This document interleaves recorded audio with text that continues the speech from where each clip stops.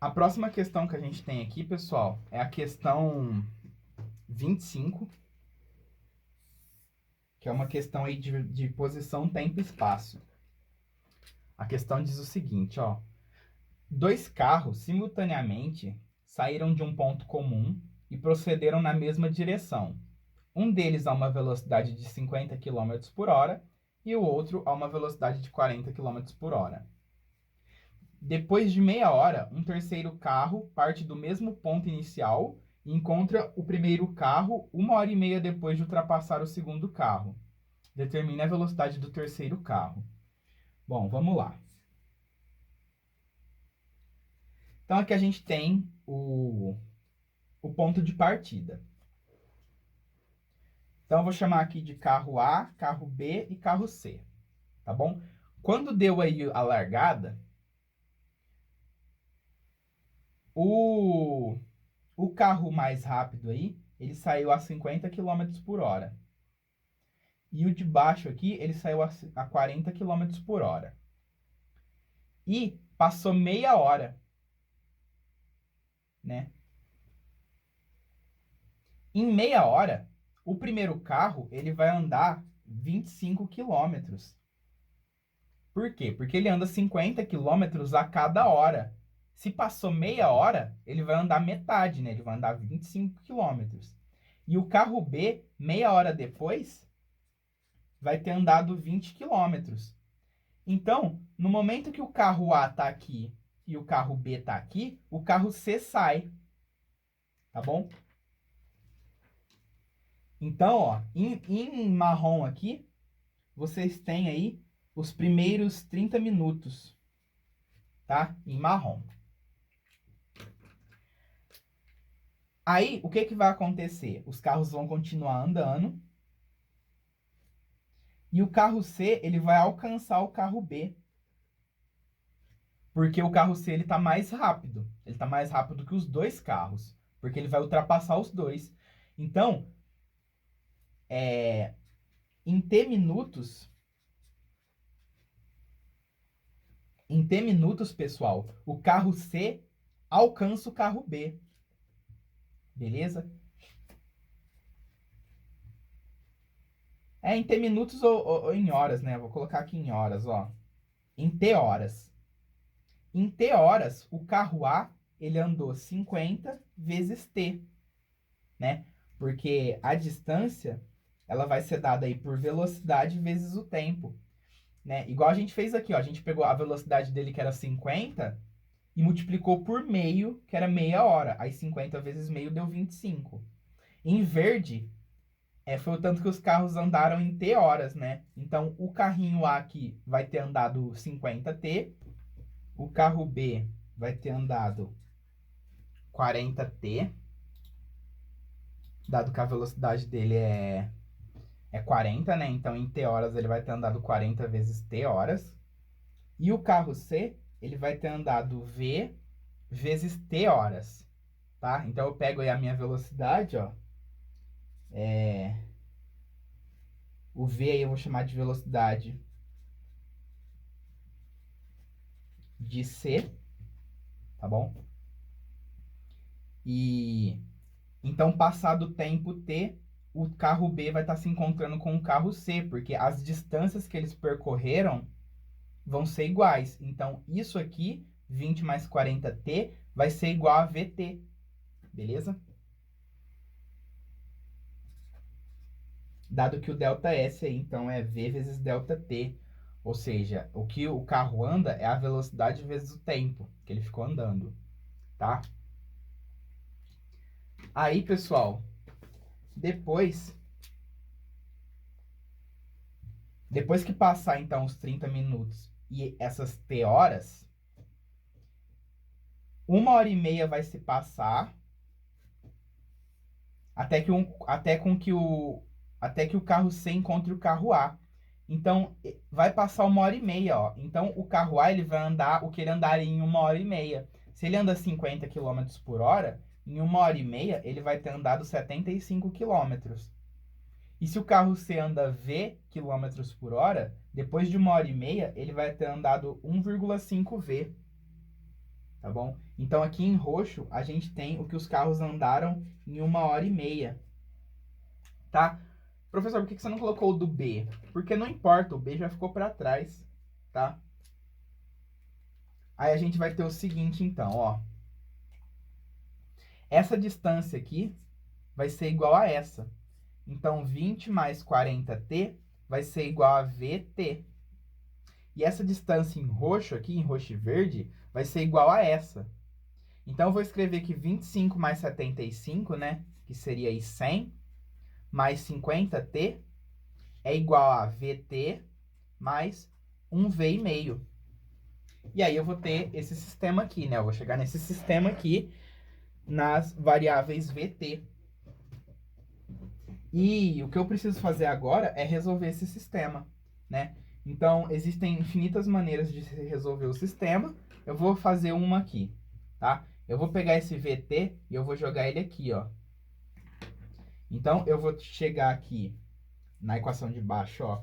100 mais 50t é igual a 20 mais 40t mais 1,5v, né? Então, eu fiz essa substituição aqui. E agora, ó, eu vou isolar o meu v. Eu vou passar o 20 para o outro lado e o 10 e o 40 também. Aí eu vou ter 80 mais 10t é igual a 1,5v. Então, eu descubro aqui que a minha velocidade é 80 mais 10t sobre 1,5. Beleza? E agora, se eu pegar essa velocidade e jogar aqui, eu vou ter uma equação só com t. Olha só. 20 mais 40t vai ser igual a 80 mais 10t dividido por 1,5, que multiplica t.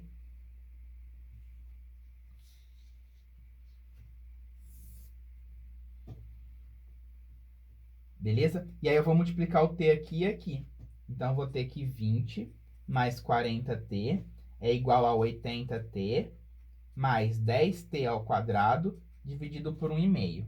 Passando o 1,5 para o outro lado multiplicando, 1,5 vezes 20 é 30 e 1,5 vezes 40 é 60. Né? Aí eu vou passar todo mundo para um lado só, para resolver a equação do segundo grau. Então, eu tenho que 10t ao quadrado, aí 80 menos 60 é mais 20t. E eu vou passar o 30 para o outro lado, menos 30 igual a zero. Aí eu divido todo mundo por 10. t ao quadrado mais 2t menos 3 é igual a zero. Então, resolvendo essa equação de segundo grau aqui, eu vou obter aí valores para o tempo, tá? Então, vamos tentar fazer por soma e produto aqui, ó. Valores que somados dão menos 2 e multiplicados dão menos 3.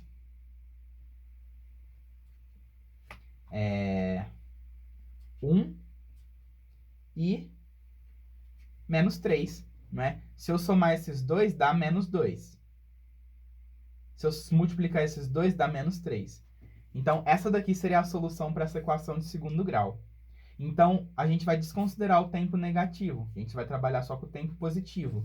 Então, o carro C vai demorar 1 hora para encontrar o carro B. Então, você vai pegar esse valor do t igual a 1 e vai jogar em qualquer equação, ó. 20 mais 40t é igual a vt. Aí você troca o t por 1. Então, 20 mais 40 é v. Aí você descobre que a velocidade do seu carro C é 60 km por hora.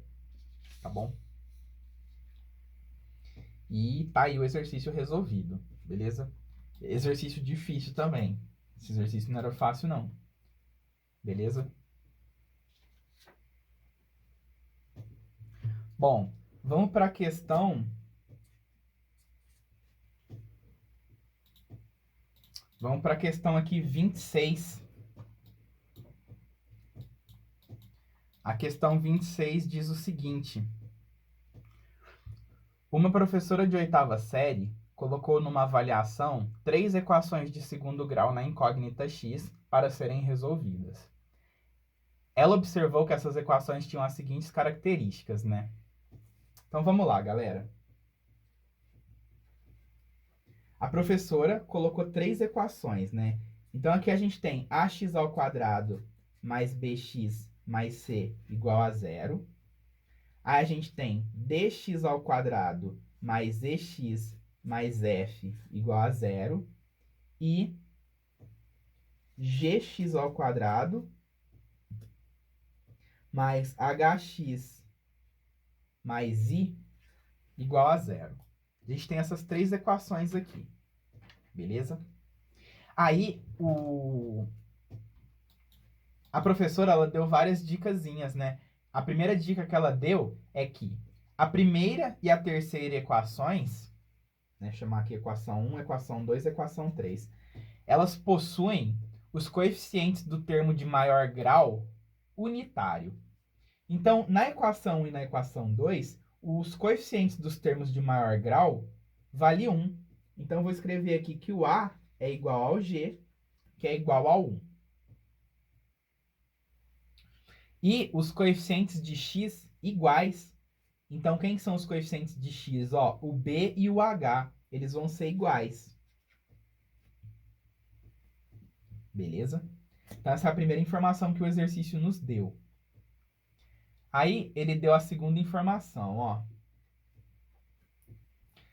A terceira equação tinha conjunto solução menos 6 e 2. Então, ó, olha essa equação aqui. Né? Essa equação, a gente já sabe que o g vale 1. A gente já sabe que o g vale 1. E essa daqui é a solução, né? Menos 6 e 2. Isso significa que se a gente pegar menos 6 e somar com 2, tem que dar menos h sobre 1. Né? A soma das raízes tem que dar menos b sobre a. Né? Então, a soma das raízes aqui tem que dar menos o h dividido por a, que é 1. E daí a gente tira, ó, que menos 6 mais 2 é menos 4. E menos 4 é igual a menos h, ou seja, o h é 4. Né? E o i é o produto das raízes, ó. Menos 6 vezes 2 dividido por a, né? Então, o i vai ser aí menos 12. Beleza? Então, eu vou pintando aqui, ó, quem a gente já conseguiu descobrir. Ó. A gente já conseguiu descobrir o A, o G, o H, o I. Como o H é igual ao B, a gente já sabe o valor de B. Tudo bem? Então, a gente já conseguiu descobrir 5 coeficientes. Aí, a próxima informação que o exercício dá pra gente é que na primeira e na segunda equação, o termo independente de x era o mesmo, né? Então, na primeira e na segunda, ó, o c é igual ao f. Ó, o termo independente de x é igual. E os coeficientes do termo de maior grau eram opostos, né? Então, isso significa que o d ele é igual a menos a. Ó, o coeficiente de maior grau é oposto. Então, se o a é 1, o d vai valer menos 1. E com isso, a gente já consegue calcular, então, o valor de d.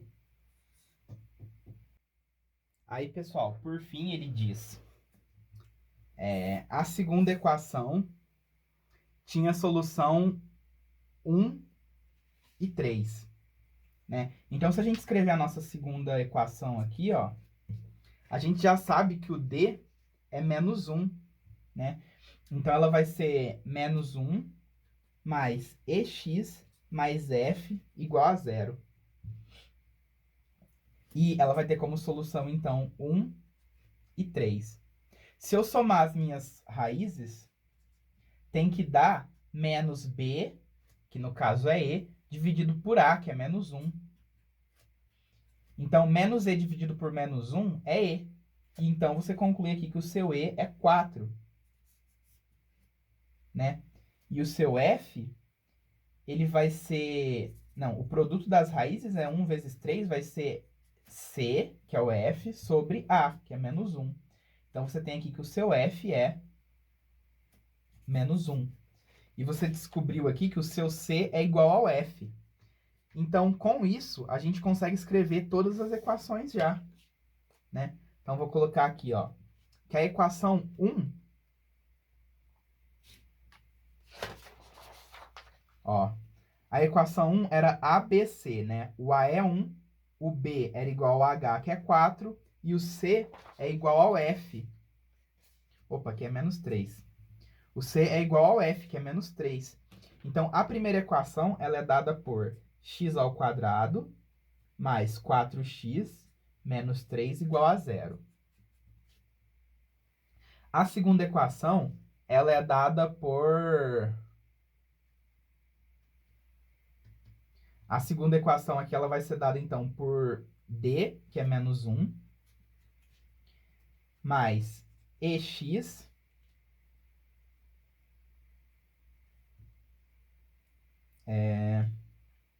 mais F, né? Que é menos 3. E a equação 3 vai ser o G, né? Que é 1, o H, que é 4, e o I, que é menos 12. Então, a gente tem x ao quadrado mais 4x menos 12 igual a 0, tá? A solução dessa terceira aqui é menos 6 e 2, igual ele disse. A solução da segunda aqui é 1 e 3. E se você vai calcular a solução da terceira, ó, o delta vai ser 16 menos 4 vezes menos 3, né? Então, seu delta aqui vai ser 16 mais 12, que vai ser 28. Então, seu x vai ser igual a menos 4, mais ou menos raiz de 28, dividido por 2a, que é 1. Tá? Então, as raízes da primeira equação vão ser menos 4 mais raiz de 28 dividido por 2 e menos 4 menos raiz de 28 dividido por 2. Tá? Vai ser a solução da 1 aqui. Aí a questão fala assim, ó, com base nesses dados, é correto afirmar que a diferença entre as raízes da primeira equação é um número pertencente ao conjunto reais menos racionais. Então, se eu chamar essa aqui de x1 e essa aqui de x2, e eu subtrair elas, o que vai acontecer? Ó? Menos 4 mais raiz de 28 dividido por 2, menos 4 menos raiz de 28 dividido por 2. Aí a regra de sinal aqui vai dar pra gente, ó, menos 4 mais 4, que vai zerar, ó. Menos 4 mais raiz de 28, mais 4 mais raiz de 28, tudo dividido por 2. Tá? Aí o menos 4 cancela com 4, e você tem que a diferença vai ser 2 raiz de 28 dividido por 2. Ou seja, a diferença aqui vai ser um número irracional, né? Raiz de 28, que é o que a alternativa A está falando, né? A alternativa A está falando aí que a diferença aí ela não pertence aos números racionais, né? E de fato, ó, a gente está vendo aí que de fato não pertence, tá bom? Então, logo de cara aí a gente já tem que a alternativa A é a correta. Mas vamos ver as outras alternativas, né? A soma dos coeficientes da primeira equação não é par. Se a gente somar os coeficientes da primeira equação, ó, 1 mais 4, 5, menos 3, 2. É par sim. Então, a B é falsa. A C. A razão entre o termo independente da segunda equação e o termo independente da terceira equação, ó, menos 3 dividido por menos 12, é um número inteiro. Não necessariamente, né? Ó, se a gente dividir esses dois aqui, tá dando 1/4. Isso aqui não é inteiro, tá bom? E a D. A soma dos coeficientes da segunda equação é diferente de zero. Ó, menos 1 mais 4 menos 3 dá 0. Então, a D é falsa também, deixando a gente aí com a alternativa A. Beleza? Essa daí, então, era a questão 26, tá? Ela cobrava bastante coisa sobre coeficientes de equações, tá bom? E agora a gente vai aí para a parte de geometria, então, do simulado. Bom, galera, vamos começar então a parte de geometria do simulado, tá? Eu vou começar aqui então com a questão 27. Já fiz aqui o meu desenho, tá? Ele falou aí que T e L são pontos de tangência. Aí ele falou assim que LB é igual a BA. E ele pediu aí pra gente determinar o valor de NT dividido por TB. Tá bom? Bom, essa questão aqui, pessoal, ela era uma questão aí de ângulos inscritos na circunferência, tá bom? A gente vai ter que usar aí alguns conceitos de ângulo inscrito. Então, a primeira coisa que a gente vai fazer aqui para resolver, né? Vamos dar uma olhadinha aqui nessa circunferência grande, beleza?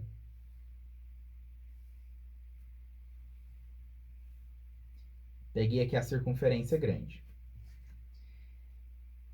Esse ângulo aqui, pessoal, né?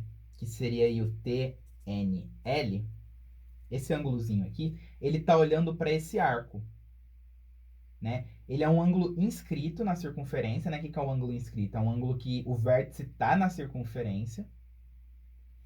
E esse ângulo aqui, ó, LTA,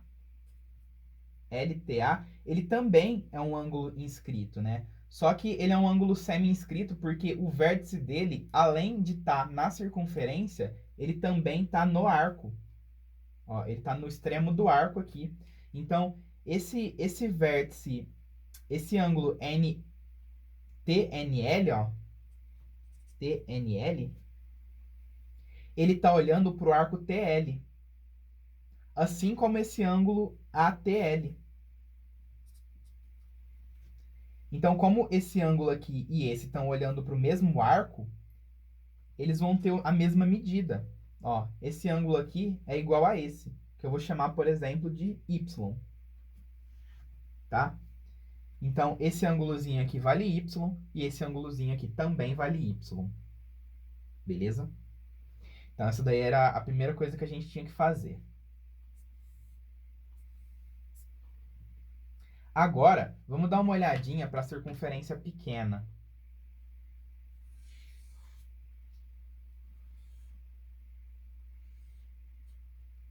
Então, essa daqui é a circunferência pequena, ó. Aqui é L, aqui é T e aqui é B. Então, aqui, ó, é o nosso ângulo Y.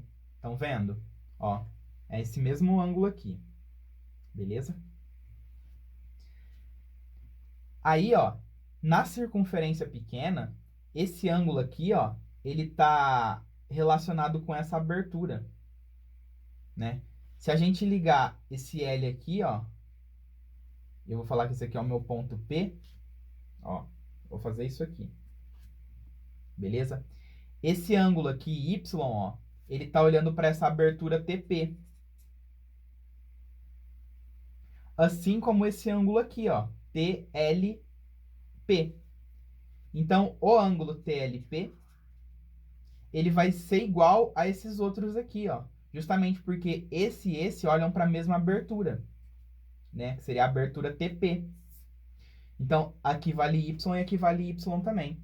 Então, se eu vou colocar isso aí no meu desenho, ó, seria assim. Aqui vale Y, aqui vale Y e aqui vale Y. Beleza? Aí, esse triângulo aqui, ó, TAL, ele é isósceles. Porque a gente tem isso aqui, ó. Ponto de tangência, ponto de tangência. Então, esse pedaço é igual a esse, né? Então, aqui seria T, aqui seria L, aqui seria A. Então, esse triângulo aqui, ó, TLA, ele é isósceles, porque os lados dele são iguais, porque eles são tangentes aqui, ó, né? Pela aquela propriedade de tangência que a gente estudou, ó, nos diz que esse pedaço é igual a esse, tá bom? Então, como ele é um triângulo isósceles, significa que os ângulos da base dele são iguais.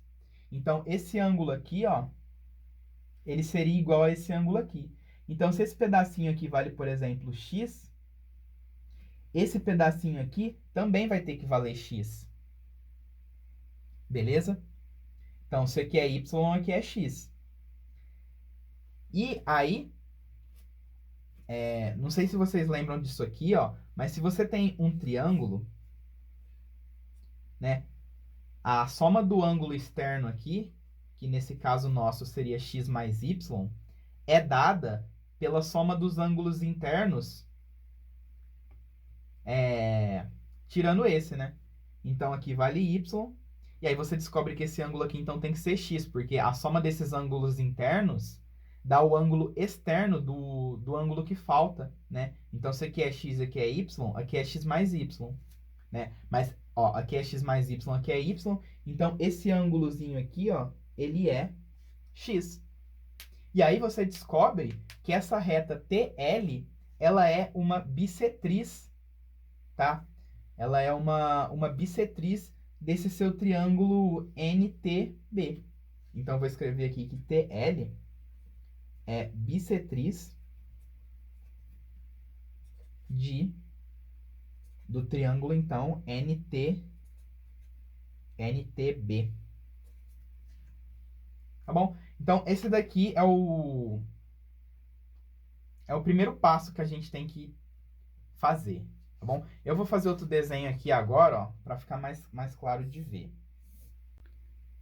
Bom, pessoal, fiz outro desenho aqui. Então, a gente sabe que aqui vale A, aqui vale A. Daí, como esse triângulo aqui ele é isósceles, aqui vai valer 2A também, tá? Então, a gente vai ter aqui T, L, B, A, N. Isso aqui é bissetriz, ó. Aqui vale X e aqui vale X, que a gente viu os ângulos, né? E aí, o que o exercício quer que a gente calcule? Ó, NT, que eu vou chamar de C, e TB, que eu vou chamar de D, tá? Porque esse pedacinho aqui que eu vou chamar de B. Então, pessoal, se a gente aplicar o teorema das bissetrizes nesse triângulo TNB, ó, TNB, eu vou aplicar o teorema das bissetrizes, que diz que C está para B, assim como D está para A. E aí, o que a pergunta pede para a gente? Ela pede TN dividido por TB.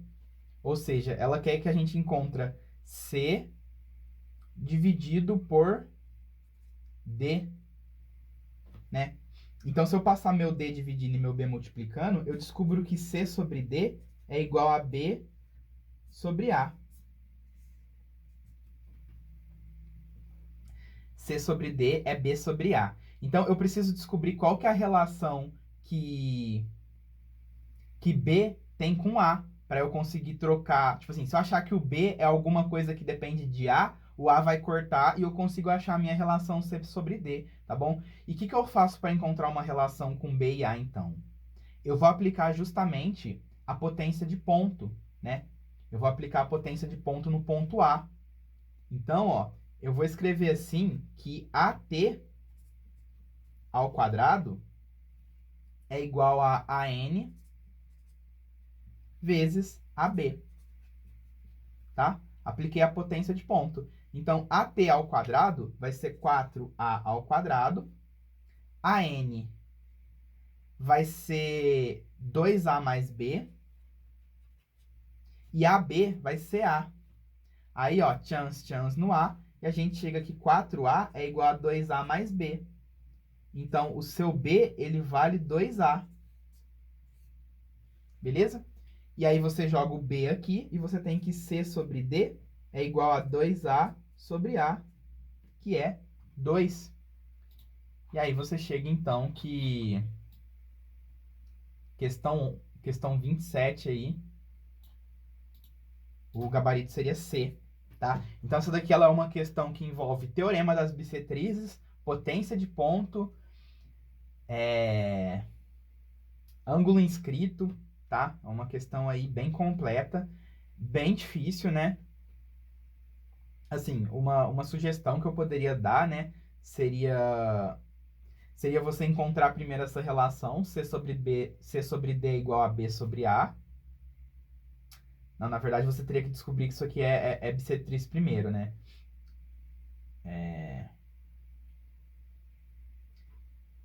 Seria interessante você buscar aí uma relação entre o C, D, B e A, né? Se você aplica a potência de ponto, você já tem aí uma relação entre o B e o A. Então, às vezes, seria interessante você fazer a potência de ponto aqui primeiro, antes de procurar se isso aqui é bissetriz ou não, tá? Mas, bom, não importa a ordem que você faz as coisas, né? O que importa é que você consiga visualizar aqui a utilidade de todos esses teoremas num exercício prático, tá bom? Bom, vamos para a próxima questão aqui. Bom, pessoal, a próxima questão que a gente tem aí é a questão 28 do trapézio. Então, a gente vai ter aqui esse trapézio ABCD. Aí você tem a base média aqui. O que é a base média, pessoal? A base média, ela é a base que está na metade do trapézio e o valor dela é a média aritmética da base maior com a base menor, né? Então, se aqui vale 2 e aqui vale 4, a base média valeria 3, por exemplo, tá bom? Aí o cara pegou aqui e passou a bissetriz do ângulo A, dividiu ele em 2x, 2x. AB aqui vai valer 5 e EC vai valer 1. E ele pede aí pra gente o maior valor inteiro possível de MN. Então, vamos lá. Se aqui é 2x, pessoal, aqui vai ser 2x também, porque são ângulos alternos de paralelas, tá bom? Então, a gente logo de cara aqui percebe que o triângulo ABC, ele é isósceles. Se ele é isósceles, esse lado 5 é igual a esse. Então, o nosso trapézio, ele tem base menor 6 e esse lado aqui vale 5. Tudo bem? Agora, vamos dar uma olhadinha aqui nos ângulos, ó. Então, aqui vale 5 e aqui vale 1. Esse ângulo aqui vale 2x, esse ângulo aqui vale 2x, esse ângulo aqui vale 90 mais x.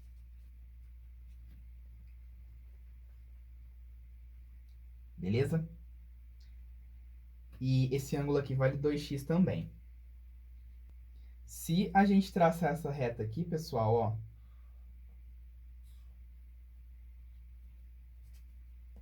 Tracei aqui a reta EP, em que a reta EP, ela é paralela à reta CD. Tudo bem? Vai aparecer aqui, ó, um paralelogramo, tá? Esse paralelogramo aqui, eu sei que ele é um paralelogramo porque EP é paralelo a CD e EC é paralelo a PD, né? Que são as bases aqui. Então, a gente conclui que isso aqui é um paralelogramo, né? Se isso aqui é um paralelogramo, lados opostos têm a mesma medida. Então, aqui vale 1, beleza? Aí, a gente vai ter o seguinte. Desenhar melhor aqui. Aqui vale 2x. Aqui vale 90 mais x. E eu sei que esse ângulo aqui vale 90 mais x, tá? Porque eles estão ângulos coincidentes. Se esse ângulo aqui vale 90 mais x, esse aqui é o suplementar dele. Então, esse ângulo aqui, ele é 180 menos 90 mais x. Ou seja, ele é 90 menos x. 90 menos x, tá bom? E esse ângulo y aqui, eu vou calcular quanto que ele vale. Então, se eu somar 2x com y com 90 menos x, isso aqui tem que dar 180. E aí eu descubro que o meu ângulo Y, ele vai ser, ó, 180 menos 90, 90. 2x menos x, x, que eu passo para lá, dá 90 menos x. Então, esse triângulo que apareceu aqui, ele é isósceles, tá bom? Então, se aqui vale Bzão, Bzão não. Se aqui vale Bzinho, ó, que é essa parte da base, aqui vai valer Bzinho também. Tudo bem? Aí aqui vale 5, aqui vale 5, aqui vale 1 e aqui vale 1. Então, eu posso dizer que a minha base média, Mn, ela vai ser a média das bases. Então, eu vou pegar aqui a base menor, que é 6. Vou somar com a base maior, que é B mais 1. E vou dividir por 2. Então, Mn vai ser dado aí por 7 mais B sobre 2.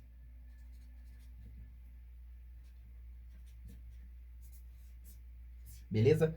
Aí, o exercício quer que a gente encontre o maior valor inteiro possível de Mn. Tá bom? Então, vamos dar uma pensadinha aqui, ó. O B, se Mn vai ser um número inteiro, o B ele tem que ser um número ímpar. Porque eu vou ter aqui ímpar mais ímpar dividido por 2, né? Ímpar mais ímpar dá par, aí vai dar para dividir por 2. Então, a gente tem aqui que o B ele precisa ser ímpar, né? Aí, qual B que eu pego? Eu pego o B1, B3, B5, B7, B11. Ele quer o maior valor inteiro, né? Então, pra gente, quanto maior o B, melhor. Tudo bem? Só que o B, pessoal, ele faz parte desse triângulo. Então, o B, ele tá sujeito aí a obedecer uma desigualdade triangular, né? O que a desigualdade triangular diz pra gente? Que um lado, ele tem que ser menor que a soma dos outros dois. Então, o B tem que ser menor que 10 e o B precisa ser ímpar. E disso aqui você conclui que o seu B, ele pode ser aí o 9, né? Se o B vale 9, o Mn vai ser 7 mais 9 sobre 2. E aí você tem 16 sobre 2, que é 8. Então, o maior valor inteiro possível de Mn seria dado aí por 8, letra D. Beleza?